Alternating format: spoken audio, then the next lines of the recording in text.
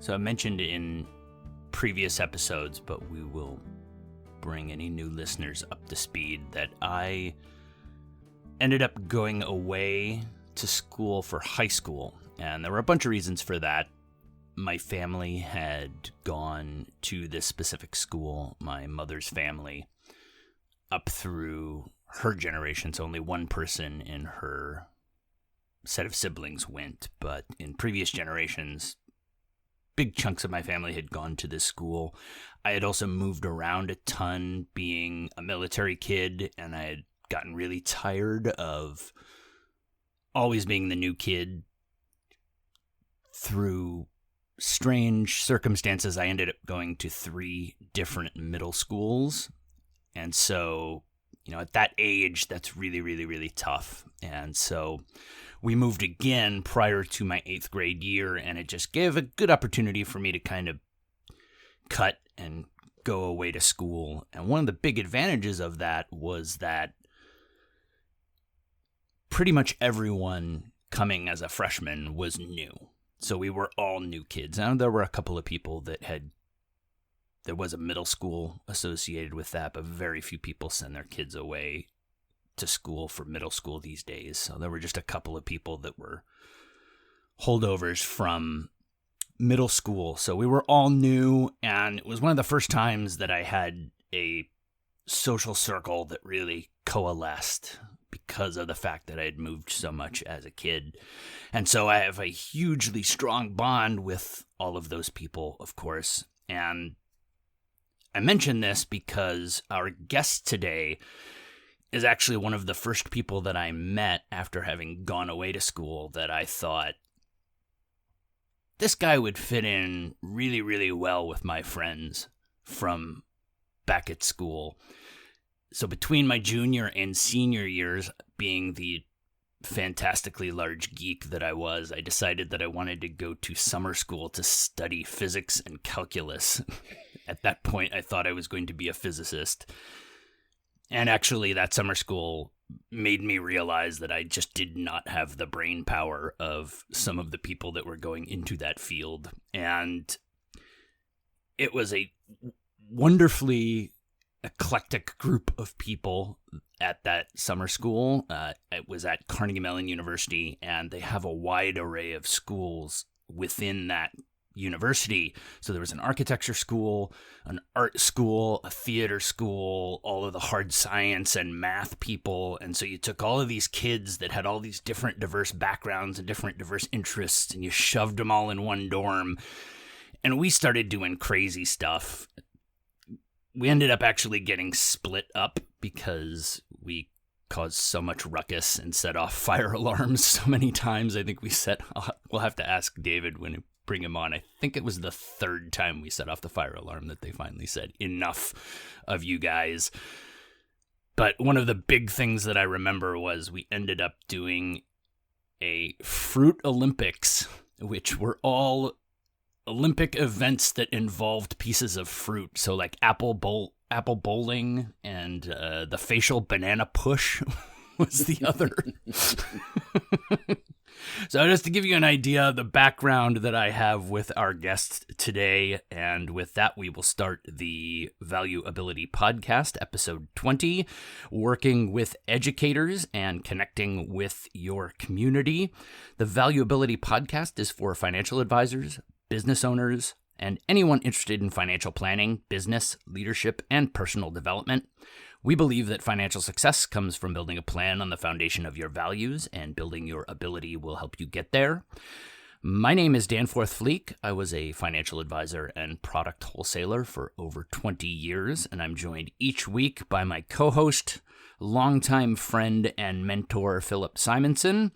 Philip's been in the financial services business for over 40 years as a financial advisor, field leader, sales trainer, and senior manager,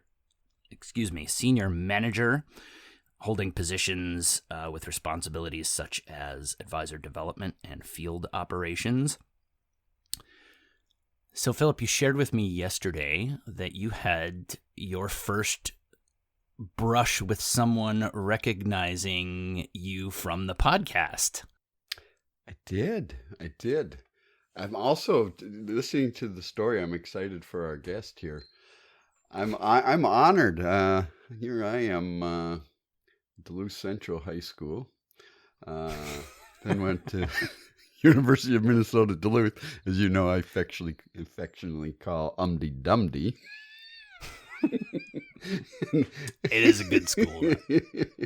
I am no, it's the frickin' frat show here. That's for sure. We know who has the brains, and I've got the EQI. I'll say that the EQI has been my saving grace, and that's a great story. That had me chuckling. I had to cover my mouth a few times there, actually.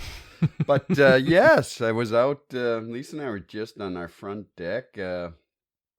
I think just finishing up dinner, and all of a sudden, here comes a boat. As many of you know, I live up here on Lake Vermilion, where Dan and I joke. It's a place where the men are strong, but the women are stronger. And all of a sudden, the boat's coming closer to my shore. We're on a peninsula, and then look, and wow, oh, it's Jeff, and it's and Marn, and they have some guests, and all of a sudden Jeff calls out, "Say, is this the guy from Lake Vermilion who's doing podcasts?" And I just, whoa, wait a minute here, what? That's interesting. I haven't told anyone around here. He said, yes, one of my advisors is talking about one of your podcasts. You gave some great advice, you and your buddy, about in down markets how you can capture new clients. And I said, oh, the Chosen Frozen. He says, that's it. That was the name, Chosen Frozen. So I just got a quick chuckle, and Dan always keeps telling me, and it's, algorithms. Well, I didn't learn algorithms till I was probably in my 40s. Well, that's most of us. I made it to geometry, and I think no, I skipped pre-calc. I had algebra, of course, but no, Dan, that's you have a wonderful past, and I think you're correct. If I'm wrong, one of your claim to fame, your uncle was on the cover of Time magazine, correct?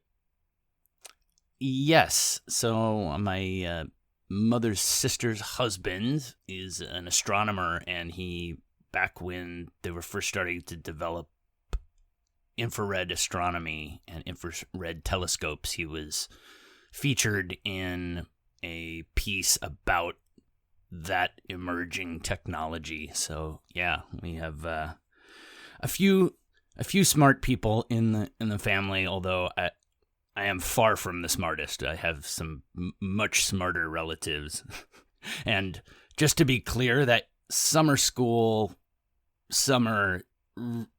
quickly made me take a turn, and I went back into the world of theater, and it ended up leading me to being in financial services and sales. So I learned quickly that I could not hang with the true physicists and mathematicians at all.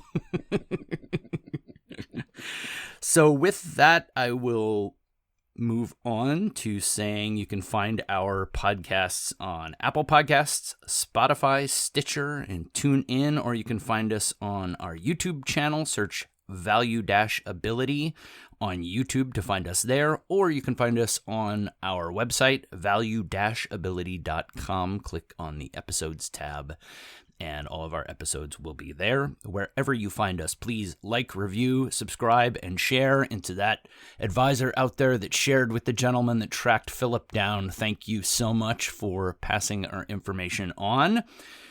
You can follow us on Twitter and Instagram. At value_ability is our account on both of those platforms. Twitter is the best way to get in touch with us, and Instagram is where we will post any visuals. If you're on the go and can't get to our website, you can go to Instagram to see any of the documents that we talk about in our episodes. And then lastly, you can also find us on Facebook. Search at @valueability, all one word, on Facebook to find us there.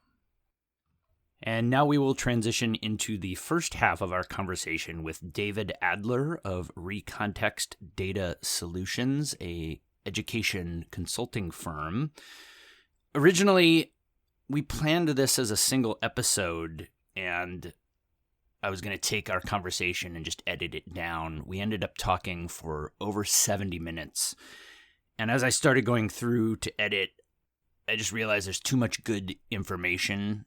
The things that I would have cut were actually really good bits of information. So we made the decision to break this up into 2 episodes. Now, our conversation is a little bit broader than many of our topics have been on this podcast, but it is really interesting information. David is a super interesting person, has had a really interesting career and background. And there are some great points for advisors and business owners in this conversation. So at the end of this first half of the conversation, we're going to come back in and summarize some of the main points that we think are applicable for our listeners. So we will enter the conversation in typical fashion.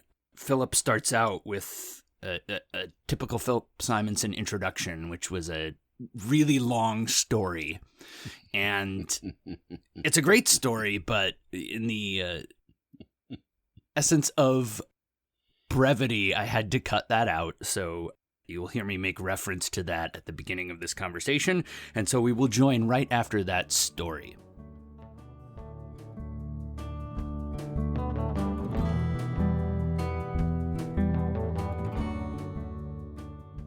David, nice to meet you and welcome. Great to meet you. Yeah. That's a typical Simonson introduction. He just blasts right into a story. My grandfather always said, everyone has the ability to brighten a room. Some people do it with their presence, and others do it with their absence. Wait, give me that last bit. He likes that. I like that. I'm Norwegian, so I'm slow. I got a flat forehead. We go around, and the reason why we go oofta, oofta, oofta. So we can brighten a room. Everyone has the opportunity to brighten a room by either their presence or what was the last one? Or their absence. I started laughing so hard.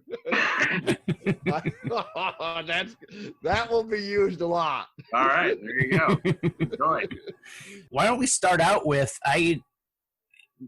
as most great sales guys, I know you, I know your history, I've heard it, but my recall, I gave a vague biography of you. So Sure.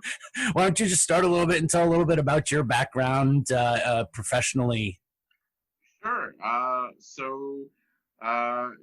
have this really sort of weird esoteric background. I went to Carnegie Mellon in the early 90s, and for some reason, while everyone was running off and cashing in and making lots of money in Silicon Valley, I sort of had a call towards social justice and, making the world a better place. So I went into education.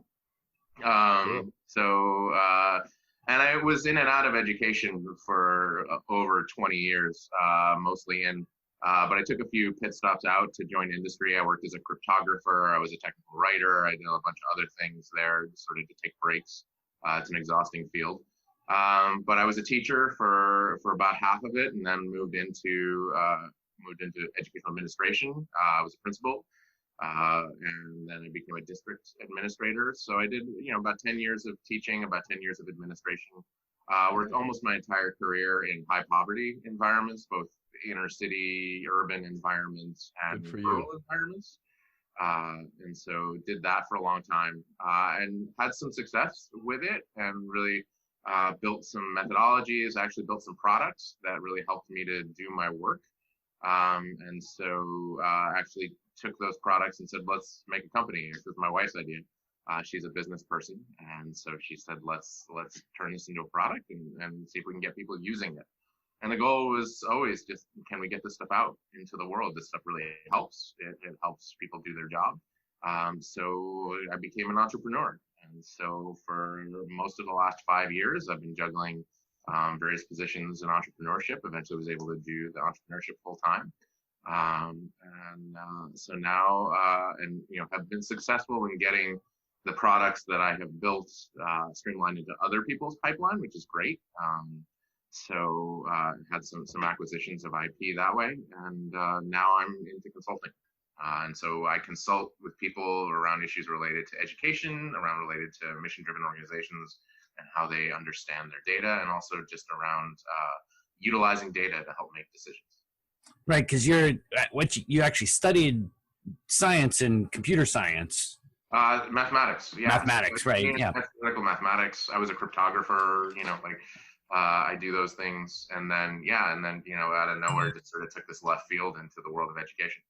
So pretty wild. And David, what are some of the products that you're currently selling or so I no longer sell anything, but I can tell you a little bit about some of the stuff that I have built. So I mean, most of the products I built are directly related to the education world. So things related to how do we utilize data to help make decisions in schools. There's a phenomenal amount of data in schools. I mean, if you really wanted to, you could capture what time a kid got to school, what time they left, where they were at every minute of the day, what they ate for lunch, who they interacted with. You could actually map the school and see which students they were interacting with. The data is all there. And I mean, you talk about sort of like a nanny state, police state kind of presence. Right. All the information is available if you want it, but we sort of lack both the technical capacity and also the human capacity in schools to deal with information at that scale. And at the same point, we have this regulatory environment that demands schools make decisions in a way that impacts students positively, which is good. We should have that. So the question is, how do you do it? How do you help improve outcomes? And a lot of people in schools are just, they see this wall of data and they just shut down. It's just too much, and they get data paralysis. I actually had one person I worked with who described himself as data drunk. And it's just so much. So building products to actually help people slow down, actually focus on what's important, what's the outcome you're looking for, how can you get resources to help you to deal with that data and really improve your schools and improve them in the way that you want them to improve. So just building products that actually help people to manage that and turn that massive amount of data into actual actionable information. And there's got to also be a hugely political side to that, right? In a lot of schools. Yeah, I mean, a lot of it also is, it depends on the regulatory environment in the state where you live. There are some states that are very, very top down, and your school has to look like X, Y, or Z, and there's a very, very big accountability presence. And then you have other states where that just isn't the case, and the individual school or the board has a lot more power. So it depends on where you go, and building products to suit a national landscape requires a lot of flexibility. So. Right. I was going to say, my daughter-in-law, she's inner city Chicago charter school system, and she's been there now 7 years. Started off teaching, now in the admin, and nice. So it's very good. Very proud of her, and they do a great job and great success rate.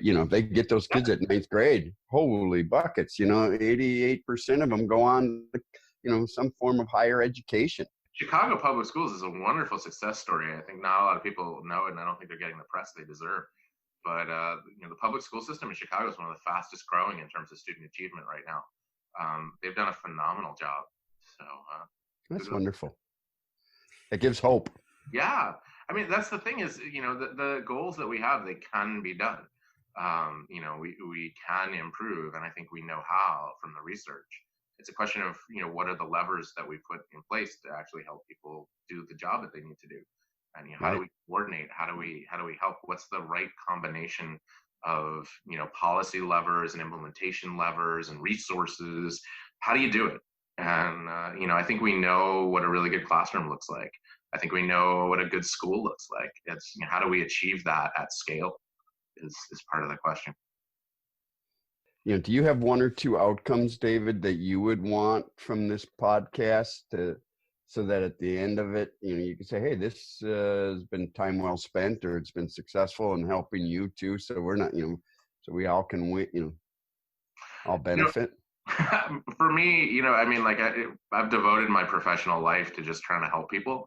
That's sort of where I live. Is if there is a way that I can be helpful, that's my jam. So, Cool. if this is something that's going to help, your audience, financial planners and people help teachers. And, I mean, one of the things that's going on right now, a huge debate in education is around pension reform. And that's often a thinly veiled term for a pension reduction. So, um, That's pensions, sad, actually. It's very. right? But that is, and sometimes it means real reform. And I get it, defined benefit plans and, are Right. expensive. And so, and, teachers can retire relatively early and they live a really long time. And, this is not the environment in which it was, intended or just foreseen.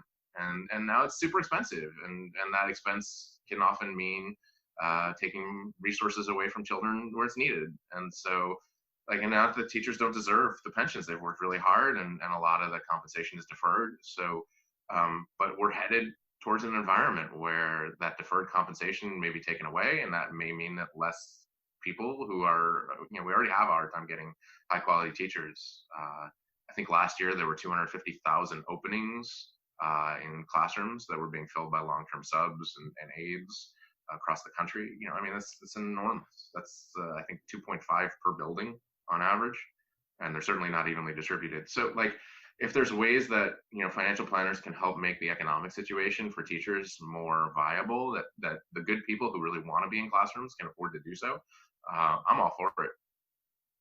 Cool. Yeah, good. No, that's excellent. And that's kind of one of the main things that when we started talking about the things that would be relevant both to you and to us, we're in that realm of kind of twofold, right? The teacher who has a defined benefit plan but gets to a certain point in their career and realizes that they want to make a transition. Yeah. And then secondly, the younger teachers who may not have that defined benefit plan. So how to, what are the challenges of those two separate groups of people? The younger one's probably a little bit more straightforward. Let's start with the kind of that second, because that's something that I hadn't even run into. Is that fairly typical? Or is it at least common enough that it's something that financial advisors could focus on and say, I want to go look for people that are in that situation? The teaching profession demands a tremendous amount of education. You can't be a teacher at all without a bachelor's degree anywhere in this country, pretty much. And then in most cases, it requires a master's degree, or that you have to achieve a master's degree or a teaching certificate at some point. So 6 years of college is not a cheap investment of somebody's time. And people often come out with a lot of debt. Beginning teacher salaries are generally pretty far below market rate for that level of education. And there are very few school districts, public school districts that I know that offer, a 401k, a 403b, any sort of investment plan. There are some, I've been in places where they've had a 403b. They tend to be underutilized. So, and you have, I'm sure the younger clientele that you work with are not necessarily thinking about those things.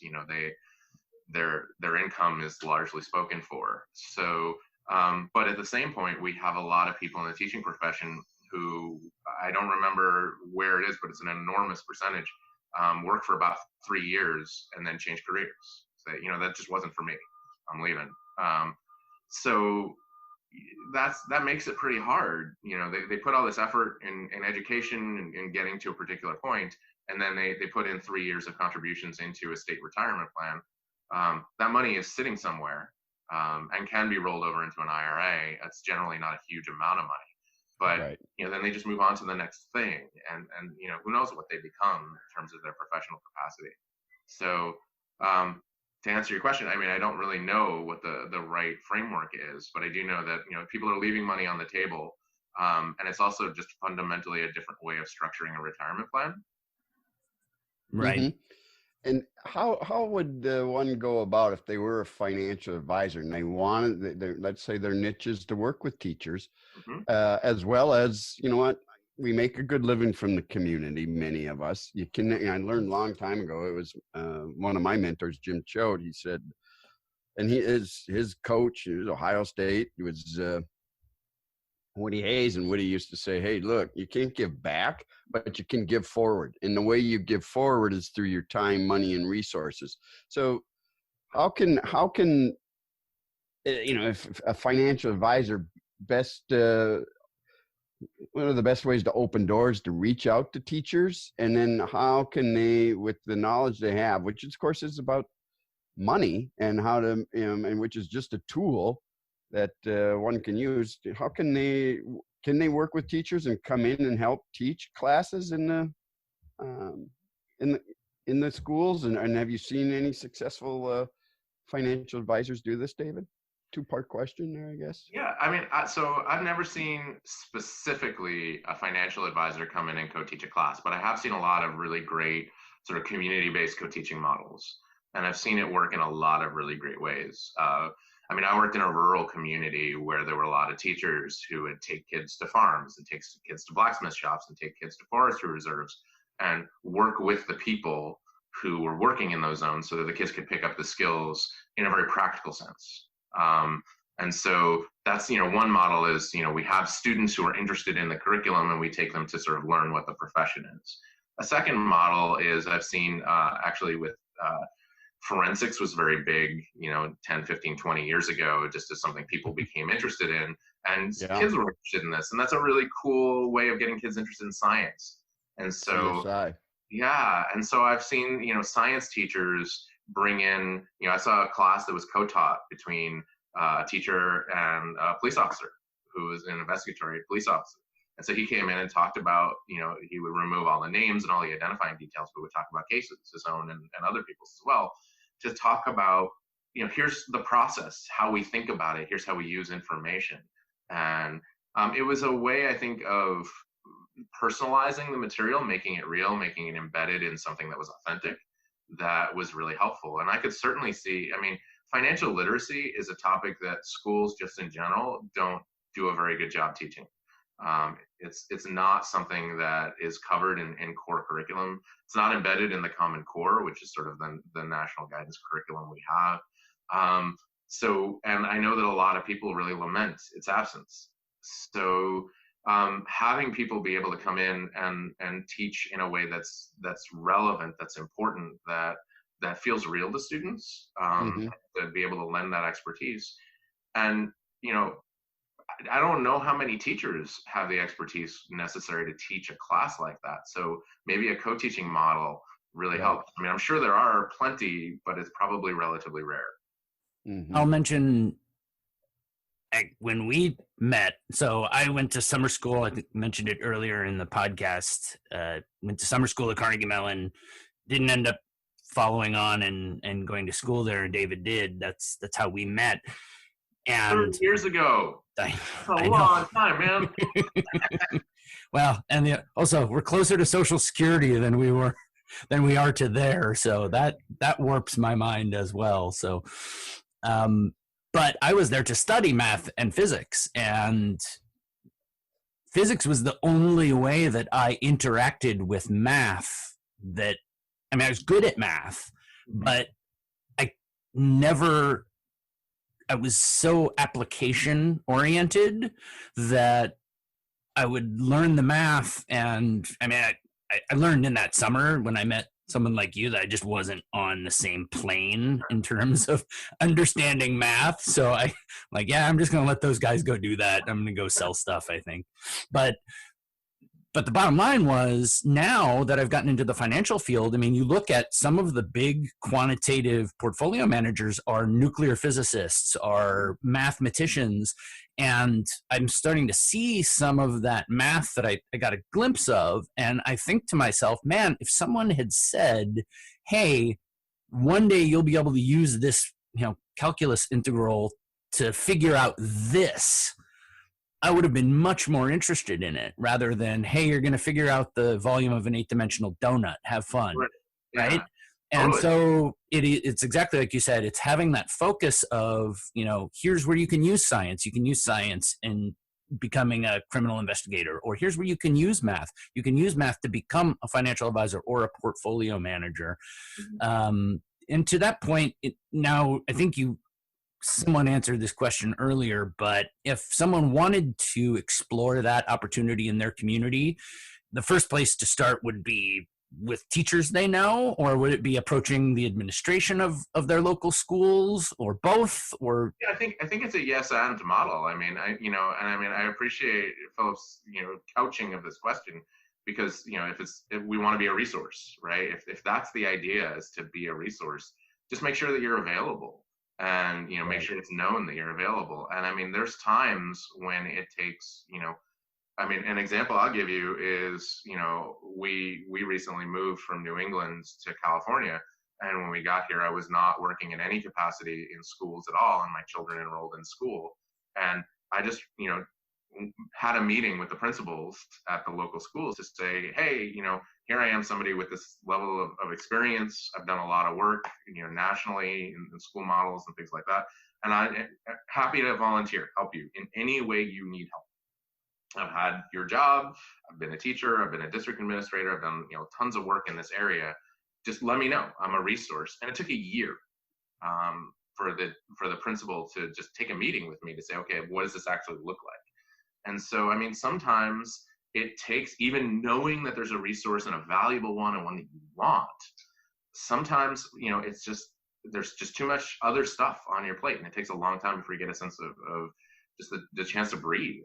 And so, just going back and saying, you go and you introduce yourself, you say, hey, I'm available if anybody wants to do this. And maybe that, clicks some light bulbs for people, and they file it away. And you have to just keep going back and keep going back and keep going back and saying, I'm here if you want to talk, or if, what are your ideas of how I can help? And right.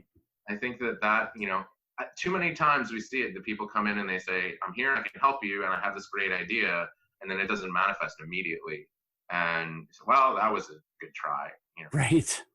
Well, sometimes you got to keep going back. So well, I think you're right on, David. That's this whole country, and what I've 62 years around the sun. Our audience has heard me say that many times now, but this is a country of second chances. This is a country, and we were built on that. Yeah, I love what you said earlier about decision making and using data to make decisions. Mm-hmm.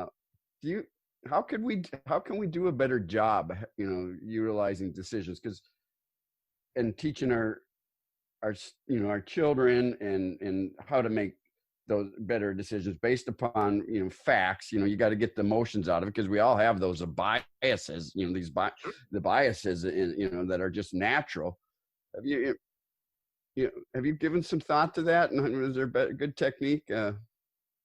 Yeah, this is sort of what I do. That's the world I live in. What I would say though is I think you're absolutely right in a lot of what you say. But one of the things is that a lot of people talk about data-driven decision making, and we've sort of fundamentally rejected that term. Because what that implies is that the data is the thing that's making the decision, and it becomes a paralytic, right? All I need to do is I need more information. I need that one last piece, and then I'll be certain. And the reality is that decision making is inherently embedded at some point in your own emotions. You can't remove your emotions. You can't remove your experience. You can't remove your biases. And we can all try to be as dispassionate as possible and as logical as possible, but we're not computers. We're humans, and things have to be right for us. Things have to feel right too. And so, we use the term data-informed decision-making, and the goal should always be, be as informed as possible. But ultimately, you got to be the one making a decision. And this is why we hire people with expertise. It is not because of their ability to calculate, because of their judgment, because of their experience, because of their education, because of how they think about things and how they feel about things.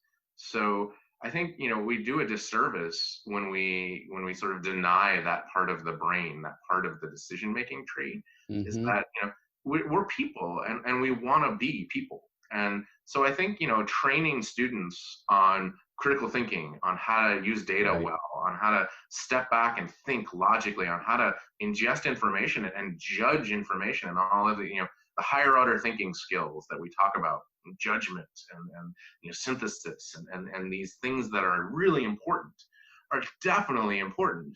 But we also, I think, need to just, in our national rhetoric, start talking a little bit about, you also then, once you are as informed as you reasonably can expect to be, you do need to invoke your heart. You do need to invoke your Right. experience and your feelings, and do things well, and things that make sense for you and your community. And I think that that's a piece that we don't allow a lot of space in the conversation.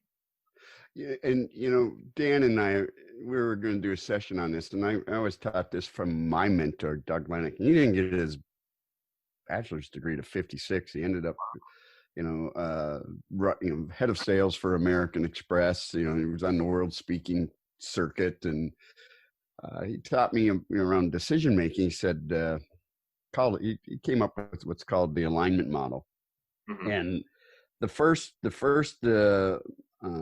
block of that alignment model, there's 3 blocks, is it's your ideal self. It's who you want to show up on your best day, and that's made up of 4 universal principles: your personal responsibility, compassion, integrity, forgiveness, and then your top 5 values. And most people don't figure out what their top 5 values are, like you said, touching that heart and that emotional side. And what your top 15 values generally don't change over your lifetime, but the priority of them will, because as you age, etc. Adventure used to be a big value of mine when I was younger, bungee jumping or, jumping out of an airplane, etc. When after you have kids, you're not doing that as much anymore. You just think differently about it. But you align those values to the goals, and those goals could be, financial goals. They could be being a good parent, could be, could be a career aspiration, etc. But then there's your real self, and your real self is made up of your emotions, your thoughts, and your actions. And you're getting in touch with that, and taking time to step back and reflect and recognize, and then finally respond using what we use, hit the pause for cause. The EQI is really where I'm going with this, the soft side of the emotional side of the quotient of. And do we teach much of that in the school system, the EQI, self-awareness, social awareness, and how you're coming across and how to make decisions? And I think that sort of stuff is starting to have a moment. I think people are recognizing. I think the educational approach may be slightly different. That it's more of an approach around culture. Understanding that education happens in a culture, and that everything needs to sit on that. And so, how do we make our culture more respectful and responsive to student needs? Do students feel safe? Do they feel valued? Do they see themselves reflected in the values of the institution? And therefore, can they participate fully in a school environment? And so I see a lot of sort of, often called whole child and, culture and climate and things like that. But I think, these are related concepts, is understanding that, we can't invoke the mental, logical part of our brain when the emotional part of our brain is too unsettled. And right. so, I think it's having a moment, that concept in schools. One of the things that I've seen a lot in schools, I've been doing this 25 years now, and a lot of things change in the schools, and there's this focal shift that we have. Each school is an individual entity, but sort of the national conversation around schools moves from topic to topic over every couple of years. So for a while, we were all talking about one-to-one technology. Every kid needed to have a device in their hand, and it was all about how do we expand kids' access to technology, and how do we get bandwidth, and how do we make sure that kids have access at home. And then, we could move into social emotional spaces and response to trauma. And, we had accountability had a big moment. And, these things are, people get focus and resources get into those areas, which is not to say that none of these things are, more or less important at any given moment. It's just sort of nationally, what are the foundations investing in? What are schools focusing on? What are the vendors focusing on? How are we talking about, how are our elected officials talking about school? And so I think we're sort of having a moment now of people, beside everyone's attention being on COVID, everybody recognizing to the better that culture and climate, whole child, that these things matter a lot. In particular, trauma. I think one of the things we saw with the opioid epidemic was that a lot of students were starting to come to school with just trauma baked in. People were losing jobs, people were addicts, people were in and out of prison, and then it was widespread in a way that we perhaps hadn't seen before. And so people had to learn pretty fast about how those things impacted students, how they impacted communities. And so I think it's a little bit different from what you're saying, but definitely related. Right. Yeah, I like that term, whole. Looking, of course, the whole person in the culture. I like that a lot. If you look at the basis of the American education system, Thomas Jefferson's sort of the one who designed our American education system at the very beginning, and the focus was on just basic literacy. And the whole aim was to get people who could participate in democracy. And, right. You can kind of get that by third, fourth grade. And, that was reflected in society at large. And then the major revolutions like the Industrial Revolution, changing a need for an educated workforce, but certainly not to the extent that we have today, right? And, you sort of see in general the Industrial Revolution leading to this idea that, we need about 1 in 5 people with a college degree, another 1 in 5 sort of with a high school degree, and then everybody else, we don't necessarily need it. And, we sort of see that reflected in the outcomes that we have. Now you look at, major foundations, Lumina being sort of one of the leaders in this, of saying, and Tony Carnevale at Georgetown saying, we need, closer to 60 to 80% of our people with college degrees in order to keep our economy humming. And we're just not equipped to do that. So, we're in perhaps a major revolutionary moment in terms of how do we think about schools in terms of outcomes, and then how do we process that? What's really interesting is actually the conversation that made me think of you when we started doing this podcast. One of my consistent gripes throughout my career is, I don't care where you are politically, financial education is something that impacts absolutely every single person in this country. Right. And my question to you was, why is this not started in first grade? Mm-hmm. In every public school, I could build a curriculum that was free of people that don't like banks, or they don't like the stock market, or they don't like whatever. I could make a curriculum free of all that and just teach budgeting, debt management, how to balance a checkbook, basic things. And I was actually, I'll let you give your answer, because I was shocked at the answer, and it makes perfect sense. But why don't you go and relay that answer to the audience? I think, I first of all, I agree with you. I think we do not emphasize financial literacy, and, I think your approach is the right one, that, you could depoliticize it, certainly, right. In very effective ways. That's not how curriculum has evolved, math curriculum in particular, in this country. And, there's well over 100 years of these moments. Every 15 years or so, there's a different group that comes and says, we really need to emphasize these skills for students. In the 40s, the U.S. Army had a huge moment saying, we're getting all these soldiers, and they don't know how to figure out how many bullets. If you're supposed to load 20 bullets in a magazine and a clip, and you've got 20 clips, how many bullets are you going to need? And they don't know how to solve that problem. We really need to fix the school system so that our students can solve basic math problems like that. And the Army is the reason why I had to do my multiplication tables. Right. Right. I thought it was just my bad behavior. I got that.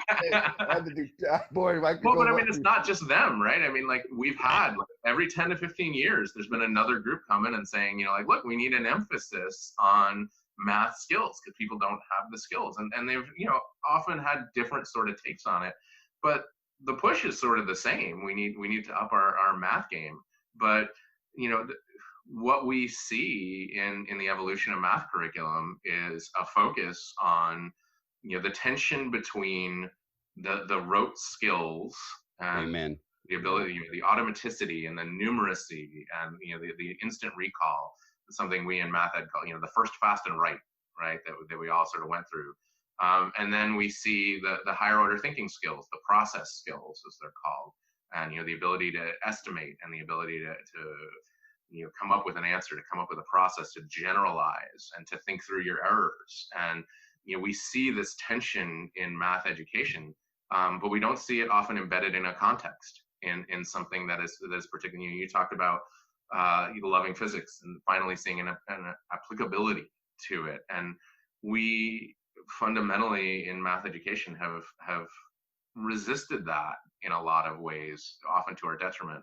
I think you're starting to see it come out now that there are, I would say that, starting early in my career, there were a lot of sort of competing, what were called alternate curricula around applications, around, how does this stuff actually manifest in the real world? And I think that's been gaining steam. But, a lot of it has just been, what do we call math? How do we define math? And then how do we get students to achieve those skills? And finance feels like a context rather than a means to an end. And so it becomes a choice. So, I think that's why, maybe. Right. Which is disappointing. I fundamentally agree with you. I think that there are some skills that we all need. And, we see a huge debt crisis in this country and, wealth disparity across class and race lines. And, we see all these enormous problems. And many of them are systemic in their nature, right? We see a huge systemic crisis. But is one of the potential levers of solution the empowerment of the individual through knowledge and training? And hopefully the answer is yes. I don't think that's going to solve the entire problem, but it would be nice if we offered it. Well, and also it speaks to the goals of the overall system, right? And the quote unquote clients of the system. Yeah. Obviously students are clients, but also the parents are clients, right? And so and probably really the ones that make the most noise, like the kids aren't showing up at PTA meetings and yelling at people, right? So the ones that get a reaction then are the parents. And so it's what do those clients want out of the education? And oftentimes it's not necessarily financial literacy being the answer to that question. Yeah, there's actually, just as we're talking now, something occurred to me is maybe an entry point for financial planners. There's a lot of steam over the last 5 to 10 years in something called promise programs. I don't know if it's a term that's familiar to you. No. Promise programs are the idea that students who go to a particular school system, belong to a particular district, are promised that if they graduate, they will have entry into a particular university system, and that there is a spot for them. So if you graduate from XYZ high school, you will automatically gain entry into ABC university or college. Okay. And often it's a partnership between a school district that and like a community college or a local state university or organizations like that. But a lot of promise programs are also coupled with financial incentives. So, City of Oakland, California has a really interesting and innovative program where when parents register a child when the child is born, there are bonds that the child can get that mature upon college entry. And, the child is basically said, you go through the Oakland school system and you graduate, there's a spot waiting for you in the university. And, here's some money to help. And there are other financial contributions along the way for hitting various milestones. And, it's not enough to pay for, university is insanely expensive. But often if you are, people living below the poverty line, people living near the poverty line, and, with other aid, and you couple it, it can really help a lot, and it can make higher education a lot more accessible than if those programs didn't already exist. It also helps people see themselves as a college student from the time they're born. Parents are talking about, we're doing all this stuff so you can go to college, and Right. for especially for first generation students, no one in the family went to college before. This is enormous. This idea of that's how we talk about education, is that you're going to and through college, is enormously helpful. But that's, I think, a way that potentially financial planners could get involved, is helping to establish or working with programs like that, and really helping to make sure they're adequately funded and from a financial standpoint managed well. Right. And adding on to, I mean, college planning is a staple of financial planning process. And for situations like that, it would be, like you said, a great entry point to say, hey, I can come in and assist with, the other options out there available to go along with those programs and other types of financial aid. So that's an awesome thought.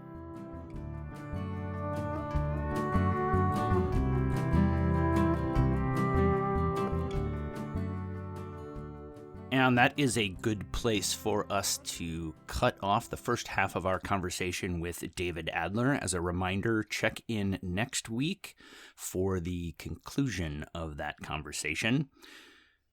David mentioned at the beginning of our talk a saying that his grandfather used to share with him.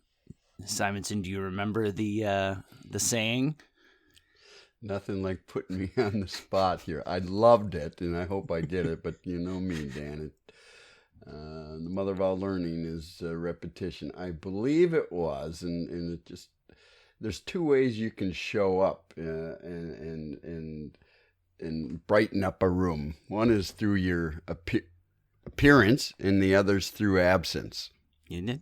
Pretty good. Yeah, that's pretty good. There's two ways you can brighten a room, by your appearance or your absence. Yep, very good. That's even better yet. You can brighten a room by your appearance or your absence. Beautiful. I loved it, and he certainly brightened up our room that day. David did. He was on fire. That was the point of mentioning that, of course, is to thank David for his time. Great conversation. Really, really, really interesting. So let's just review some of the points. As I mentioned in the introduction, a bit broad of a conversation for our set of topics. Usually we're a little bit more focused on financial advice and business side of things. And this is a little bit broader of a conversation, but I still think a bunch of really interesting points for financial advisors. We talked about, if you're trying to partner with teachers, if you want to do a co-teaching, financial literacy kind of program with a school. David mentioned, don't give up. Don't, too many times people will come to schools and, offer, and then they think, oh, well, they don't want to do it. And, put yourself in that principal or that teacher's shoes and realize that they have a lot going on. Just continue to make yourself available, was his point. I think that's a tremendous thing to remember. The second point he had is actually a quote that was based around the idea of teaching the soft side of, the EQI in schools. But I think it's really, really, really applicable to our profession, and it's something that we forget. And here's his quote: "This is why we hire people with expertise, not because of their ability to calculate, but because of their judgment, their experience." You really can't say it any better about the financial planning practice, right? Like, so many times we get caught up in what total return did I generate? What numbers are there in this financial plan? And we get stuck on, the math side of it. And I say it all the time, look, people can actually go to a robot now and put their own information in and get those answers. It's the soft side that they can't get from a robo or a website. It's how do you interpret that information? It's the experience that you have as a financial advisor to say, hey, you know what? I know you look at that number and it seems pretty good or it seems pretty bad, whatever. but here's my experience. Let me bring, my expertise to the table. And I think that's so important to remember in our field, that, it's part of our mission, right? It's the value side of things, not just the pure math side of things. That's right, Dan. And I would, what I loved about that is, it's your competence in, you still have to have it. There's always going to be the traditional money management, the asset allocation, the Monte Carlo, whatever, and then there's the financial planning skills. But it's really going to be where we're going is that behavioral advice. Right. And it's going to be an integration of those three skill sets and competencies that are going to make, where advisors will, the good advisors will rise to the top, because investments work, investors don't. And it's going to take the skill set and the competencies of the advisor in working with the client to help them take away those emotional biases that we also started referencing with David, and clearing up the clouds so they can make good decisions.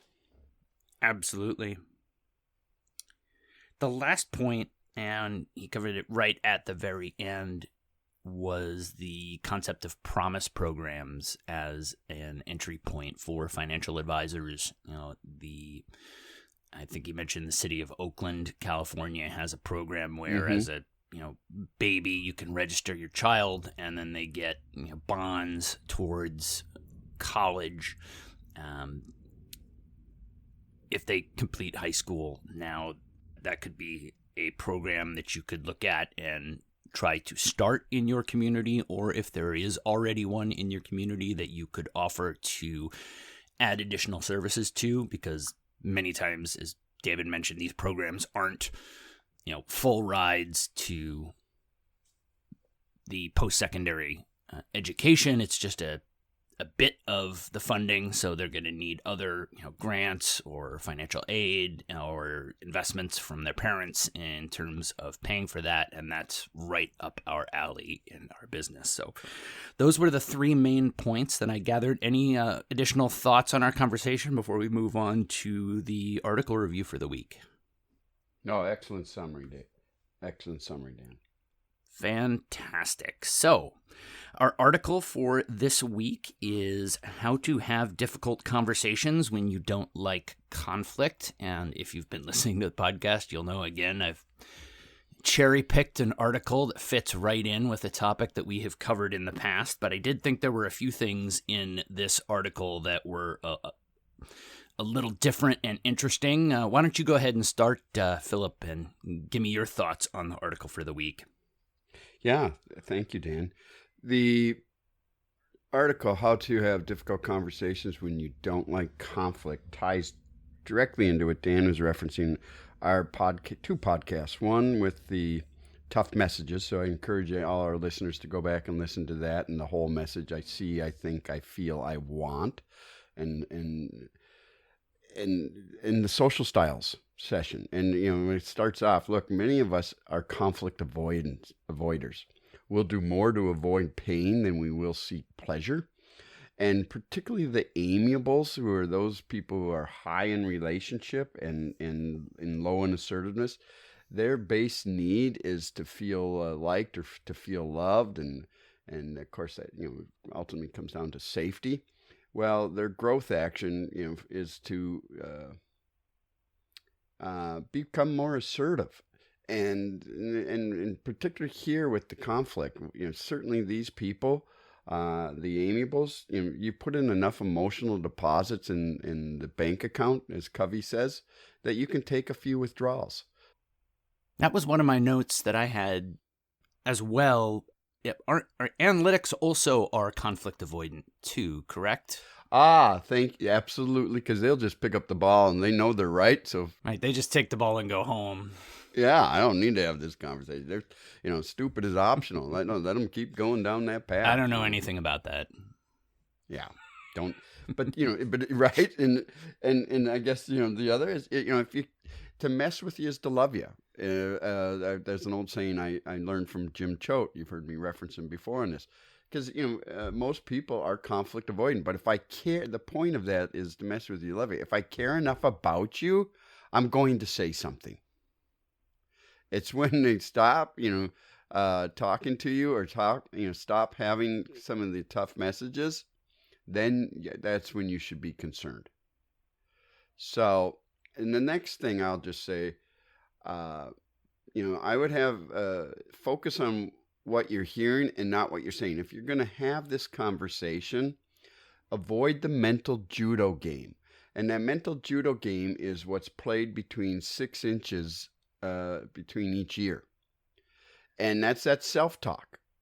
So this is, again, a Coveyism, seek to understand before being understood. Make sure you stay present and demonstrate that you are listening by nodding your head or leaning forward. And then at the end, clarifying, hey, here's what I think you said, Dan. Did I get that right? Now they feel they've been heard. And even if you do disagree, it's at least you demonstrated that you did seek to understand their opinion or their thought on that. But it's okay. Disagreement doesn't mean disrespect. It's how you say what you say is so crucial here. And also, they say statistics, 72% of them, are made up as they go. Well, I don't know what percentage this is, but I do know, and what that is, this projecting, all that, self-talk in your head, you think it's going to turn out this way. Oftentimes it doesn't. So those are just my points. Don't put it off. Just have the conversation, because the message is you care. Stay with the I. Don't use the shaming words. You should have, would have, could have. We've said this before. Shame is when you feel badly about your behavior. Guilt is when you feel badly. Shame is when you feel badly about yourself, and guilt is when you feel badly about your behavior. Don't avoid the shaming. You're going to put the person on the defensive right away. Yeah, I had a lot of the same notes. Just a couple of things. Focus on what you're hearing, not what you're saying. We have on the schedule an episode on asking good questions and active listening, and that really is an active listening skill. Taking notes, repeating back to people, making them feel like they've been heard. So keep tuned in, and we will go further into that. But I think that is a huge part of having a conversation like this, is to not come in with this pre-programmed approach, and as you mentioned, expecting a positive outcome. I think that's so huge, because you kind of made reference to it. I am 100% built and programmed this way, and it's taken me most of my life to unprogram myself from this, which is, oh, it's going to be awful, and this is going to happen, and they're going to get angry, and then I'm going to have to say this, and then they're going to say this back, and then I'm going to end up getting mad and storming out, and you have this whole picture in your head, and then you go and do it, and they're like, oh, yeah, I was thinking about that actually myself, and yeah, I should probably improve that. And you're just like, oh, gee, that was so much easier than I thought, and you carry that energy in. If you come in with all these negative thoughts, a lot of times it can, become a self-fulfilling prophecy, where the person gets this sense of, anger and uncertainty and fear, and they may react differently. But a lot of times it is, if you do it right, as you said, to mess with you is to love you. I used to always say it a little bit differently and say, look, if I'm kidding around with you, that means I like you. When you need to worry is when I stop talking to you, because I just don't talk to people that I don't like. So no, most people don't.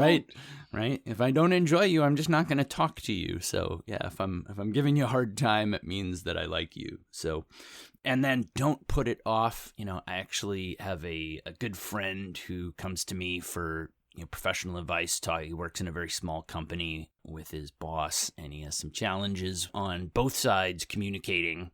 And every time I see him, I say, hey, did you have that conversation we talked about with your boss?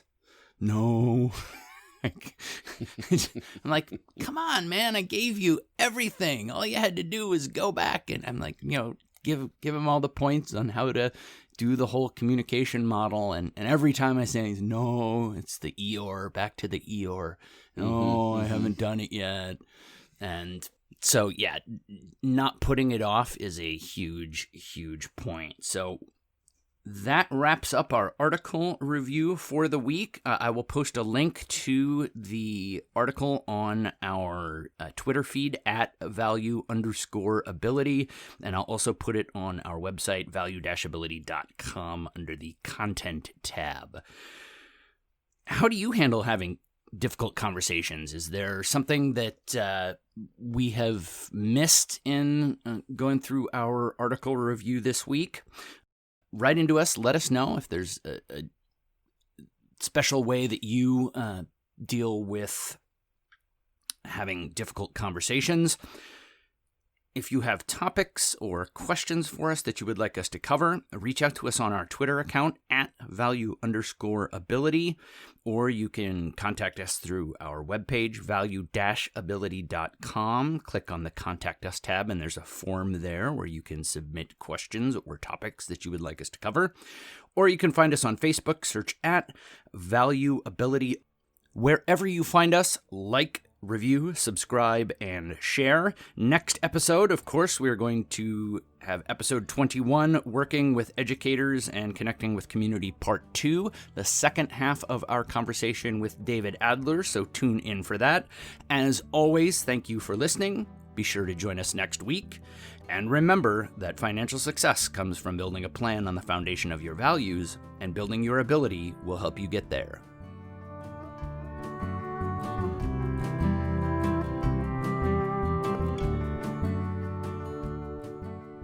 This is a podcast collaboration, not a peer-reviewed journal or a sponsored publication. We make no representations as to accuracy, completeness, correctness, suitability, or validity of any information in this podcast, and will not be liable for any errors, omissions, or delays in this information, or any losses, injuries, or damages arising from its display or use. All information is provided on an as-is basis. It is the listener's responsibility to verify their own facts. You should be aware of the real risk of loss in following any strategy or investment discussed on this podcast. Strategies or investments discussed may fluctuate in price or value. Investors may get back less than invested. Investments or strategies mentioned on this podcast may not be suitable for you. This material does not take into account your particular investment objectives, financial situation, or needs, and is not intended as recommendations appropriate for you. You must make an independent decision regarding investments or strategies mentioned on this podcast. Before acting on information on this podcast, you should consider whether it is suitable for your particular circumstances, and strongly consider seeking advice from your own financial or investment advisor.